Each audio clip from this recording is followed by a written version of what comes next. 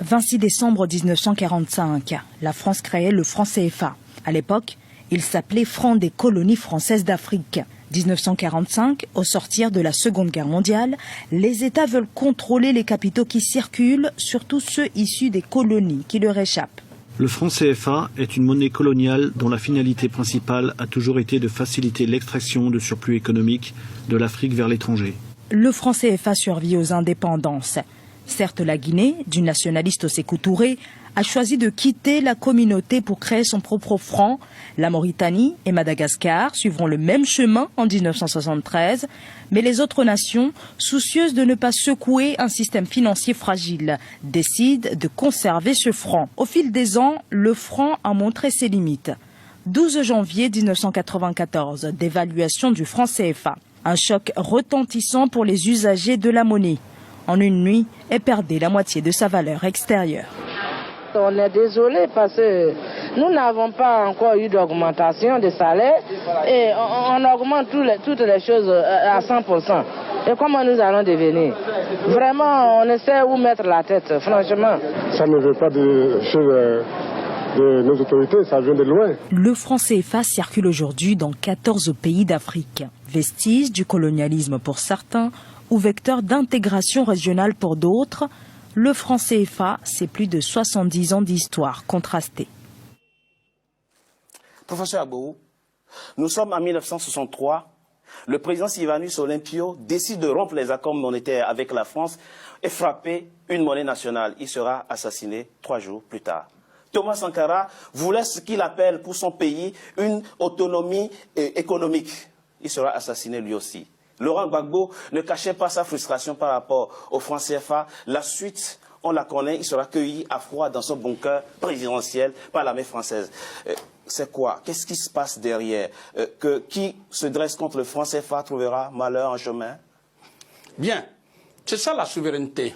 Ça veut dire, fondamentalement, la France n'a jamais donné l'indépendance, n'a jamais donné une véritable souveraineté aux pays africains.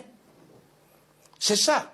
Parce que l'indépendance politique ne peut être affermie que par l'indépendance économique. Or, au cœur de l'économie se trouve la souveraineté monétaire. Donc, lorsqu'un leader politique, et commençons par le début, vous venez de citer quelques personnes, mais déjà avant 1960, que ce soit, c'est vrai, on a vu le cas de Sékou Touré, qui a pris son indépendance politique et en même temps a battu sa monnaie. Général de Gaulle, lui, a créé tous les problèmes, nous le savons. Mais après lui, il y a eu Djibo Bakary, du Niger, qui a été chassé par les Français pour mettre Amani Diori. Ensuite, nous avons eu Modibo Keïta du Mali, en 68, en 62. En 62, pardon, excusez-moi. Modibo Keïta était une lumière, avait déjà vu.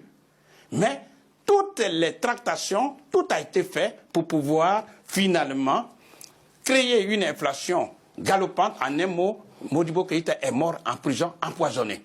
Ensuite, il y a eu, comme vous le dites, en 1963, Sylvanus Olympio, qui justement devait mettre sur la place publique sa monnaie, mais le 13 janvier 1963, il a été assassiné froidement. Ensuite, il y a eu ce qu'on pourrait appeler François Nguetta Tombalbaye du Tchad, qui a été aussi bombardé par les Français le 13 avril 1975. Le Libyen Kadhafi, qui justement voulait mettre la monnaie africaine en marche et a dégagé tous les moyens. Et le 20 octobre 2011, il a été tué par la France et les autres pays alliés à la France. Et enfin, le président Laurent Gbagbo. Et j'aimerais, c'est là surtout il faut tirer les leçons. Lorsque la France a compris que le président Gbagbo n'avait plus d'autre choix que de battre sa monnaie, eh bien, la France a donné l'ordre et toutes les banques en Côte d'Ivoire ont été fermées immédiatement sans sommation. Et les réserves de votre pays, la Côte d'Ivoire, ont été bloquées. Non seulement ça, mais ce que je voudrais qu'on comprenne, parce que beaucoup n'ont pas encore compris, hélas. Lorsqu'on ferme une banque, toutes les banques, le chef d'entreprise ne peut pas aller retirer de l'argent. Donc, il ne peut pas faire marcher son entreprise. Il ne peut pas payer non plus les salaires. Ça, c'est un. Lorsqu'on ferme toutes les banques, le ménage ne peut pas aller retirer de l'argent. Donc, on ne peut pas nourrir la famille. On ne peut même pas se soigner. Du coup, on organise ce qu'on appelle un blocus. Un chaos économique pour obliger la population à se retourner contre le président Laurent Gbagbo dans ce cas d'espèce. Ça veut dire c'est une arme puissante que détient la France pour pouvoir maintenir un esclavage moderne déguisé tous ces 15 pays d'Afrique qui utilisent sa propre monnaie. Il faut que les Africains sachent ça. Le franc des colonies françaises d'Afrique, en abrégé, le franc est une propriété à part entière de la France et le franc CFA se fabrique non pas sur le territoire africain, mais en France, précisément à Chamalières. À partir de là, elle met au pas les dirigeants africains. C'est ça que les Africains doivent comprendre. Ça veut dire qu'il n'y a pas d'autre solution.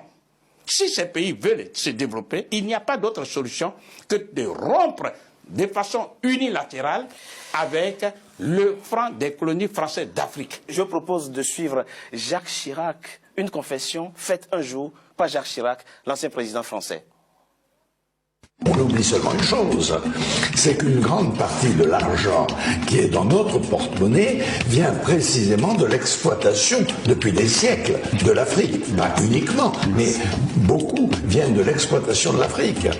Alors, il faut avoir un petit peu de bon sens, je ne dis pas de générosité, de bon sens, de justice, pour rendre aux Africains, je dirais, ce qu'on leur a pris, d'autant que c'est nécessaire si l'on veut éviter les pires convulsions ou difficultés avec les conséquences politiques que ça comporte dans le...